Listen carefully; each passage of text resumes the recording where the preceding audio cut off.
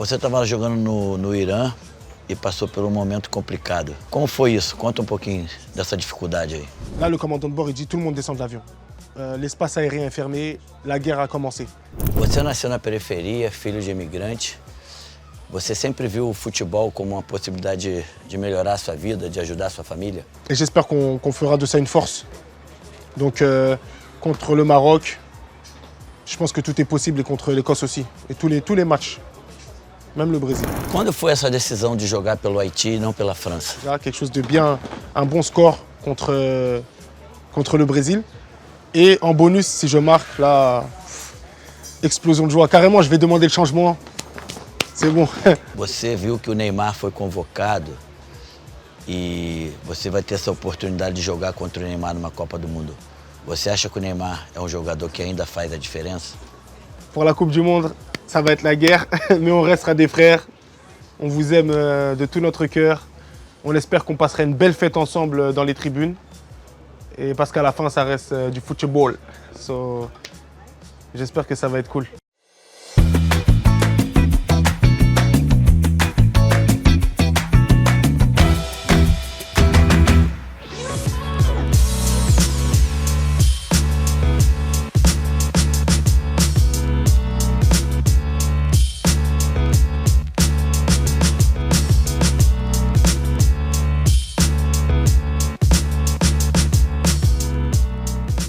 Galera, é o seguinte, hoje o convidado é Duquesne Nazon, maior artilheiro da seleção haitiana com 44 gols e vai ser o segundo adversário do Brasil na Copa do Mundo. Nazon, prazer, satisfação em ter você aqui. Obrigado. Merci. Depois de 52 anos, o Haiti volta a um Mundial, uma Copa do Mundo. Qual é esse sentimento para você? C'est une grande fierté pour nous d'être qualifiés. Après 52 ans, on rentre dans l'histoire du pays. Et c'est une fierté pour mes parents aussi, personnellement, parce que mes deux parents sont nés en Haïti. Donc c'est comme une récompense pour moi envers eux, après toutes les années où ils ont galéré à m'amener au foot depuis petit. C'est la seule récompense, je pense, qui valait le coup au niveau du foot et je suis content de leur avoir donné ça. Essa conquista do Haiti, ela tá para você acima do futebol, pour le povo haïtiano? Je pense que c'est un très beau message qu'on envoie au peuple. Le slogan de notre pays, de notre drapeau, c'est « L'union fait la force ». Et je pense qu'à travers cette qualification, on a su montrer une grosse force de caractère et j'espère que nous serions un exemple pour le pays tout entier, pour le gouvernement, pour la jeunesse et toute la population en général, de montrer que l'union fait la force, ce n'est pas simplement un slogan, on doit aussi passer à l'acte pour pouvoir changer la situation du pays et améliorer le pays. J'espère que c'est le début d'un grand changement. Você nasceu na periferia, filho de imigrante. Você sempre viu o futebol como uma possibilidade de melhorar a sua vida, de ajudar a sua família? Il faut savoir que nous, les jeunes en région parisienne, on a vraiment une similitude avec, on va dire, les jeunes du Brésil qui grandissent dans la favela. Moi, j'ai grandi aussi dans le ghetto à Paris. Et c'était pas un rêve. Bien sûr, j'ai toujours voulu être footballeur, mais le rêve est tellement loin. C'est comme vous connaissez la réalité des jeunes de la favela. Vous savez que le rêve est tellement loin, on y croit, avec un petit pourcentage. Mais je pense que j'ai tellement été déterminé dans ma vie que j'ai tourné ça en une réalité plus tard, parce que j'ai vraiment galéré quand j'étais jeune. Muitos como você, amigos daquela época, não conseguiram e outros conseguiram. Você entende que a sua perseverança, a sua resiliência foi importante para você chegar onde você chegou? L'opportunité, quand elle est arrivée, il faut savoir la saisir. J'ai toujours été avare et j'ai toujours vécu pour mettre des buts. Et je pense que cette qualité aussi, elle s'est retranscrite en dehors du terrain. J'ai toujours été quelqu'un qui saisissait l'opportunité et je ne voulais pas avoir de regrets. Quand j'étais jeune, j'ai beaucoup déçu mes parents et je me suis promis à un certain âge que ça allait arrêter et que j'allais les rendre fiers pour toujours parce que Ils méritaient vraiment du bonheur dans leur vie. Ils ont galéré, ils ont quitté Haïti jeunes. Une réalité très difficile pour venir en Europe, pour nous offrir une meilleure vie. Et je pense que la moindre des choses, si j'ai du respect et de l'amour pour eux, c'était de les rendre heureux et fiers. C'est ça qui a fait que j'ai décidé de changer et j'avais une détermination tellement forte que j'allais pas lâcher tant que j'allais pas réussir. Quando foi essa decisão de jogar pelo Haiti e não pela França? Cette décision, elle est venue très tôt. J'étais en 2015 à Saint-Quentin, dans une ville dans le nord de la France. Et naturellement, Haïti est venu me solliciter. J'avais déjà un peu de rapport avec la culture parce que ma mère et mon père parlaient créole à la maison. On mangeait des plats haïtiens tout le temps, on allait voir la famille, etc. Donc j'avais aussi cette envie, cette curiosité de découvrir d'où venaient mes parents, surtout. Donc en 2015, j'ai fait mon premier match avec l'équipe A contre le Kosovo. Mais auparavant, j'avais déjà disputé des matchs avec les U23, notamment c'était les Jeux de la francophonie dans le sud de la France. Et ensuite, j'ai basculé avec le groupe A pour le premier match amical contre le Kosovo. Et je suis tombé amoureux après de la population là-bas et j'étais très heureux de mon choix. J'ai même pas essayé de perdurer, on va dire, dans le foot en France pour pouvoir représenter l'équipe de France ou quoi. Ça m'est jamais traversé l'esprit et je suis très heureux comme ça. Vocês vão entrar na Copa do Mundo sem nenhuma pressão e acredito que vocês vão desfrutar bastante. Você acha que podem ter resultados positivos nessa primeira fase? Surpreender alguém? Je ne dirais pas qu'on n'a pas de pression, puisqu'on a quand même une nation sur nos épaules. Quiconque participe à cette Coupe du Monde a de la pression. Après, tout en étant réaliste, c'est sûr qu'on a beaucoup moins de pression que le Brésil ou que le Maroc et l'Écosse aussi, qui sont des plus grosses nations que nous dans le football, avec toute l'humilité qu'on a. Mais je pense aussi que ça peut être une pression qu'on peut tourner dans le positif parce que le Brésil, ce genre d'équipe, lorsqu'il rentre dans une compétition, je vais faire un parallèle avec par exemple le Real de Madrid lorsqu'il rentre en Champions League, ce sont des équipes qui sont condamnées à gagner, on va dire. Et j'ai vu aussi lorsque Ancelotti a fait la liste, le peuple et les gens demandaient que ce soit le moment. Et j'ai même vu vous leur avez dit qu'après 94, maintenant c'était le moment pour eux de l'avoir. Ça veut dire que nous, on a une pression certes du peuple, on a moins de pression, mais comme des peuples aussi comme le Maroc qui font bien actuellement, le peuple marocain par exemple doit être beaucoup plus exigeant envers leurs joueurs. Maintenant ils demandent des trophées, etc. Mais on a quand même la pression. Il faudra juste la tourner en positif. On a moins de pression que les grosses nations, mais on sera prêt et on va tout donner avec toute l'humilité qu'on a. On sait qu'on a des belles forces et qu'on pourra répondre présent dans ce groupe. Quando vocês ouviram que o Brasil seria o adversário na Copa do Mundo, o que passou pela cabeça de vocês? J'étais très content, très heureux, muito feliz. Très content parce que le Brésil, c'est le Brésil. C'est Ronaldinho, Ronaldo, Rivaldo, Romario, Kaká, tous ces grands joueurs, Adriano. Et là, en plus, avec la liste qui est sortie en plus avec Neymar, moi je suis un très grand fan de football. On va dire que j'ai pas nécessairement d'équipe favorite. J'aime le beau jeu, j'aime le football. Et je sais que le Brésil, c'est une nation qui respire le foot. J'étais très très heureux et impatient de jouer contre le Brésil, surtout lors d'une Coupe du Monde qui est la plus grosse compétition mondiale. Et en plus de ça, j'avais vécu 2 mauvaises expériences contre le Brésil. On avait pris 7-1 en Copa América et j'étais à l'origine du seul but qu'on a marqué. Eu ia te perguntar sobre isso. Qual foi a sensação de ter jogado esses 2 jogos contra o Brasil? Para vocês, haitianos, isso é uma coisa différente, spéciale? Bien sûr, c'est quelque chose de spécial et je pense que vous savez aussi que Haïti et le Brésil, on a une histoire qui est très particulière. Les 2 peuples s'apprécient énormément. Le Brésil était aussi déjà venu jouer en Haïti avant, à l'époque. 2 fois même, je crois. Donc, ouais, c'est une sensation qui est très particulière. Comme je vous ai dit, j'étais tellement heureux. Moi, mes parents, ils ont grandi avec ces équipes-là. Il faut savoir qu'en Haïti, avant que nous venions représenter Haïti sur la plus grosse scène mondiale qui est le mondial,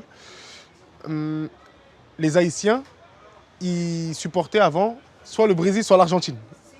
C'est très spécial, mais c'est la culture qui est comme ça en Haïti.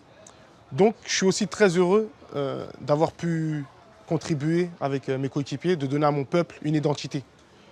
De leur montrer que voilà, ok, il y a le Brésil, ok, il y a l'Argentine, mais maintenant, nous aussi, on est là. Vous pouvez être fiers d'être haïtien et de vous lever. Et on peut jouer aussi aujourd'hui contre le Brésil et répondre. Então, a princípio, os haitianos vão torcer para o Haiti ser primeiro e o Brasil ser segundo nesse grupo. J'espère que c'est ça, j'espère que ce sera ça, parce que le problème, c'est qu'il y en a qui sont tellement fous qu'ils seront d'abord pour le Brésil.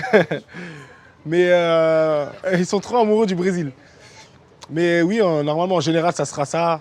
Tout le monde sera fier, ça sera une belle fête avant tout. C'est pour ça que je serai content de participer à cette compétition et à ce match contre le Brésil. Avec de très beaux joueurs, une belle affiche. Tout le cadre sera bon pour avoir un... Você viu que o Neymar foi convocado e você vai ter essa oportunidade de jogar contra o Neymar numa Copa do Mundo. Você acha que o Neymar é um jogador que ainda faz a diferença? Bien sûr. Pour moi, les joueurs comme Neymar, comme j'ai dit, c'est des joueurs que on ne verra pas après des décennies. Parce que au-delà d'être un meneur d'hommes sur le terrain, c'est un artiste. Pour moi, ce qu'il fait avec le ballon, c'est de l'art. C'est même pas du football, c'est quelque chose d'autre. Et un joueur comme ça peut faire la différence à n'importe quel moment. J'ai pu voir la réaction aussi du peuple brésilien. C'est même pas seulement le peuple brésilien qui demandait le retour de Neymar. C'est la majeure partie du monde entier. Donc, qu'il fasse partie de cette Coupe du Monde, c'est sa dernière, je pense. C'est magnifique. Et des joueurs comme ça, je leur souhaite que du bonheur. Et d'ailleurs, Neymar, tu vas me donner ton maillot. Fala pessoal, o Case trouxe uma linha 100% licenciada da seleção brasileira para você curtir no estilo. Toda a coleção de garrafa, copo e taça térmica já estão disponíveis no site e todos os produtos estão com quase 30% off, desconto exclusivo pré-Copa. Não dá mole não, hein? Copa chegando, corre lá no site da GoCase e vai escolher o seu. Um gol seu contra o Brasil na Copa do Mundo. Já imaginou como é que vai ser a comemoração? La question est tellement forte que j'en ressens déjà des émotions. J'ai même pas encore marqué que j'ai envie de tomber dans les pommes.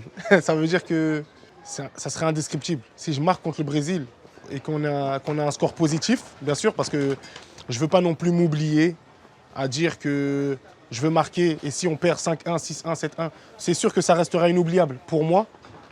Mais avant tout, j'espère quelque chose de positif pour le pays, déjà, quelque chose de bien, un bon score contre le Brésil. Et en bonus, si je marque, là, explosion de joie. Carrément, je vais demander le changement. C'est bon. Você já falou que o Brasil é o adversário mais difícil. E entre Marrocos e Escócia, qual que tu acha que o Haïti vai ter mais dificuldade dentro de campo? J'ai pas dit que le Brésil était le plus difficile. J'ai dit que c'était une des trois grosses nations, des deux grosses nations, bien sûr, qui dominent le groupe. Après, chacun a sa perception des choses. Parce que vous avez été joueur, vous savez que dans un match, il y a plein de paramètres qui entrent en compte. Bien sûr, le Brésil, ça reste le Brésil. Que des grands joueurs dans toutes les lignes. Je ne peux pas dire que ce n'est pas le Brésil d'avant. Mais il y a de très très gros joueurs. Il y a des joueurs aussi que je connais, par exemple comme Thiago, que j'avais rencontré en Bulgarie, qui sont de très bons attaquants. En défense, j'avais déjà joué contre Marquinhos, toujours solide. Au milieu de terrain, ça va vite, il y a du Rafinha, ça va très vite en fait. Donc je ne pourrais pas dire qui est favori parce que je sais que le Maroc aussi, c'est une nation qui monte en puissance. J'aurais hâte de voir le choc et en plus, vous allez vous rencontrer en premier. Mais c'est sûr que le Brésil reste une des équipes favorites de ce groupe. Après, contre le Maroc et l'Écosse, comme je l'ai dit, on verra ça match par match.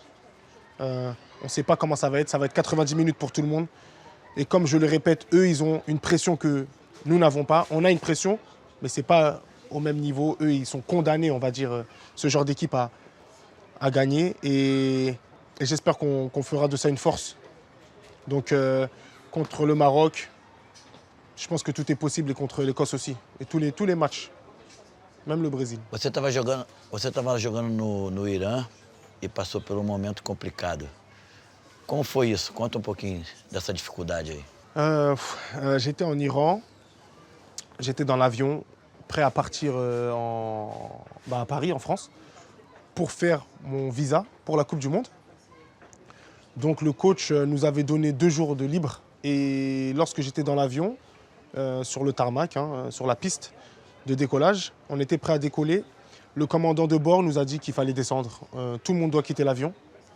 Mais en parallèle, moi, 10 minutes avant, j'étais en train de parler avec un ami à moi qui joue en Israël. Et mon ami me disait sur Snap, parce que j'utilise beaucoup l'application Snapchat, on parlait sur Snap, et il m'a dit « Dukens, tu as beaucoup de chance, Dieu il t'aime ». Et moi, je lui dis « Pourquoi ?»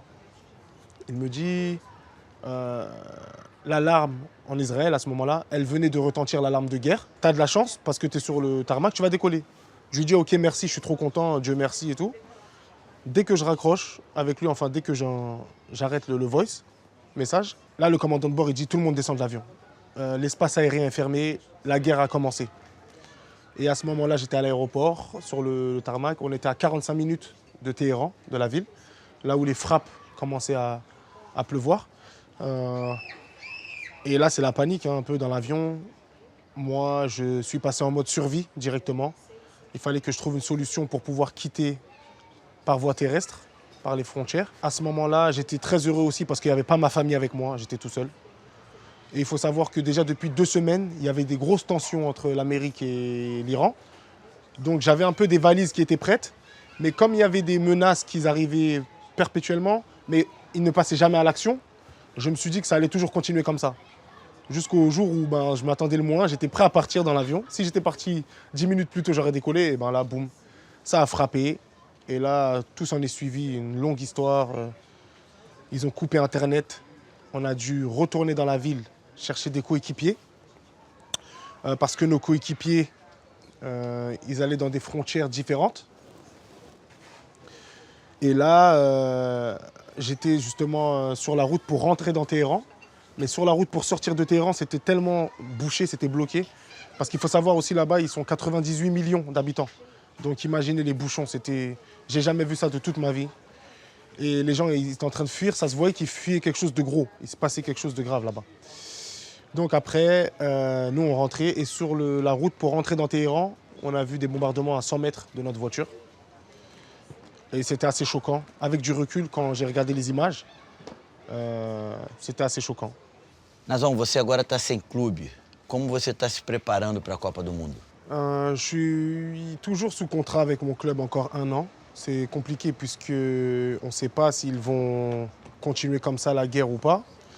Mais nos contrats n'ont pas été cassés. Je suis toujours sous contrat. Moi, je m'entraîne avec un préparateur physique professionnel.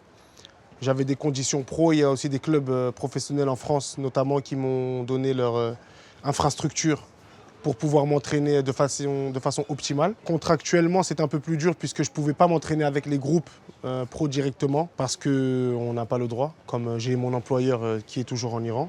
Mais ça a été, on va dire, suffisant. Et heureusement, c'était que 1 mois et demi. C'était pas si long que ça, c'était 5 semaines et quelques. J'ai eu la sélection aussi, les matchs contre la Tunisie et l'Islande fin mars, qui ont fait que j'ai pu avoir aussi du temps de jeu entre-temps. Donc c'était assez spécial. C'était assez spécial de s'entraîner seul. C'est jamais facile et c'est toujours différent que lorsqu'on s'entraîne en groupe. Mais c'est aussi bien pour moi, ça m'a permis de faire plus d'efforts. Parce que quand on s'entraîne en groupe, on peut se cacher, faire moins d'efforts, alors que là, c'est moi contre moi-même. Donc assez spécial, mais pas mauvaise expérience, ça va. Mas você tem certeza que você vai chegar a 100% fisicamente na Copa do Mundo? J'ai encore du temps devant moi pour me préparer avec la préparation de l'équipe. Je pense que je serai à 100%, c'est sûr. Après, en tant que joueur, on veut toujours tout donner pour le pays. Maintenant, c'est pas moi qui qui décide, hein. On a un coach. Je sais qu'eux, ils étaient un peu sceptiques, ils avaient aussi un peu peur. Ce qui est tout à fait normal, puisque voilà, eux, ils voient, on va dire, l'intérêt du groupe avant tout, ce qui est tout à fait logique. Mais j'ai quand même toujours envoyé des bons signaux en sélection. J'ai toujours donné le meilleur de moi, j'ai jamais menti. Aujourd'hui, on en a la preuve aussi, notamment avec mes statistiques, etc. Donc j'espère que voilà, il me fera quand même confiance, mais moi je sais que je serai prêt. Me diz três nomes de três jogadores que você acha que podem ser o melhor da Copa do Mundo. Dembélé, Vitinha et Vinicius peut-être. 4 seleções que você colocaria entre as melhores da Copa do Mundo. L'Espagne. J'ai envie de dire la France, mais je ne suis pas tellement sûr parce qu'il y a beaucoup de changements dans leur groupe, donc je ne sais pas. Je dirais quand même la France, puisque ça reste aussi un grand cadre. Je pense qu'il y aura des surprises. Je verrai une équipe africaine aussi, le Sénégal, aller loin, l'Argentine. Você acha que o Messi, pela Argentina, e o Cristiano Ronaldo, Portugal, apesar da idade, de serem mais experientes, eles têm condição de fazer a diferença dentro das suas seleções? Ça reste des joueurs de classe mondiale. Messi, Cristiano Ronaldo. Pour moi, ça restera toujours des joueurs qui pourront faire la différence, peu importe la manière. C'est des joueurs dangereux. Justement, c'est des joueurs où, lorsqu'on s'attend le moins, ils peuvent nous délivrer un coup franc ou une bicyclette, quelque chose venu d'ailleurs. Et oui, pour moi, c'est des joueurs qui peuvent toujours faire la différence. Peut-être moins qu'avant, c'est sûr, puisqu'ils fournissent moins d'efforts. Mais comme ça reste une Coupe du Monde et c'est la dernière danse pour tout le monde, ce genre de joueurs, ils peuvent se réveiller à n'importe quel moment et relever le niveau et voilà, dire voilà, c'est la dernière. On va tout donner, on va montrer à tout le monde et ils sont capables. Ils sont capables. On ne parle pas de joueurs normaux. Donc, bien sûr qu'ils sont capables pour moi. Dentro do que é normal no futebol na Copa do Mundo, dentro do futebol haitiano, o que seria o máximo para o Haïti chegar nessa Copa do Mundo? Qual lugar? Quelle place je voudrais qu'on arrive ou en étant réaliste, quelle place? Passar pela primeira fase já é um sonho? Je pense que, avec toute l'humilité que j'ai, moi je crois vraiment en mon groupe, en mes coéquipiers. Je pense qu'on peut passer le groupe. Et je pense que si on passe le groupe, on pourra faire de belles surprises. Je ne peux pas dire jusqu'à quel niveau, mais déjà, personne ne nous attendait là aujourd'hui. Donc, on a encore des surprises dans notre sac. Et j'espère qu'on pourra le démontrer à la Coupe du Monde. Si tous les feux sont verts, je pense qu'on peut aller loin. É claro que você não viu, mas quem viu, quem tem idade da geração, o que dizem hoje? Aquela seleção de 52 anos atrás e essa, qual é a melhor? Après, le football, pour moi, c'est quelque chose de maintenant qui est très différent. Ça, ce genre de questions, ça rentre dans le goût et les couleurs. C'est des choses qui ne se discutent pas. Chacun a sa propre opinion. C'est comme si je vous demande à vous, légende, en 94. Et maintenant, quelle est la sélection la meilleure? Si vous demandez ça à des plus jeunes, ils vont vous dire maintenant, parce qu'ils vont voir Vinicius ou Rafinha faire des trucs extravagants. Alors que vous, en 94, vous l'avez gagné la Coupe du Monde. Et être meilleur, c'est quoi au final? Parce que le meilleur, il a gagné. Vous voyez ce que je veux dire? Peut-être qu'il y a 20 ans en arrière, vos milieux, ils n'avaient pas le niveau de Rafinha, ils n'avaient pas le niveau de Vinicius, mais vous l'avez gagné. Et pour moi, c'est ça, être meilleur. Donc c'est une question assez difficile. Après, la sélection d'il y a 52 ans, ils ont participé à la Coupe du Monde. Si on prend les choses comme ça, nous aussi, on participe à la Coupe du Monde cette année. Donc on verra bien les résultats qu'on va avoir pendant ce mondial. Et là, on pourra répondre à cette question, on pourra décider. Mais j'ai du respect pour eux. Ce qu'ils ont fait, ça fait partie de l'histoire aussi. C'est les premiers qui ont participé à la Coupe du Monde. On est les deuxièmes. Chacun son histoire, mais à la fin, ça reste la même histoire. C'est ça qui est important. Nazon, gostaria que você mandasse um recado aí para a torcida brasileira, que com certeza tem muito carinho pelo Haiti, olhando lá para eles lá. Ó. J'espère que vous savez que les Haïtiens vous aiment beaucoup. On a énormément de respect pour l'histoire brésilienne. On aime la culture brésilienne. Mais pour la Coupe du Monde, ça va être la guerre. Mais on restera des frères. On vous aime de tout notre cœur. On espère qu'on passera une belle fête ensemble dans les tribunes. Et parce qu'à la fin, ça reste du football. So, j'espère que ça va être cool. Essa é uma camisa da seleção brasileira aí. Uma recordação para você. Muito Merci. obrigado. Obrigado por tudo. Obrigado tu. Merci, merci beaucoup. Merci. Derrière. Depois do jogo do Brasil, boa sorte para você. Moi aussi, j'ai un cadeau pour vous, légende. Opa! Le maillot de la sélection d'Haïti. Voilà. Ici, ça représente la bataille de Vertières, le 18 novembre. C'est une bataille qui a été primordiale pour l'indépendance de notre pays, parce que Haïti est le premier pays noir indépendant du monde. Et le 18 novembre, c'est aussi la date où on s'est qualifié 52 ans après pour la Coupe du Monde en 2025. Legal, obrigado. Obrigado. Cadê a caneta?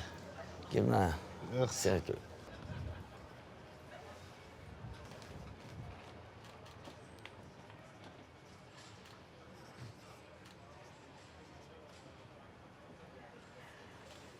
Thank you. And behind?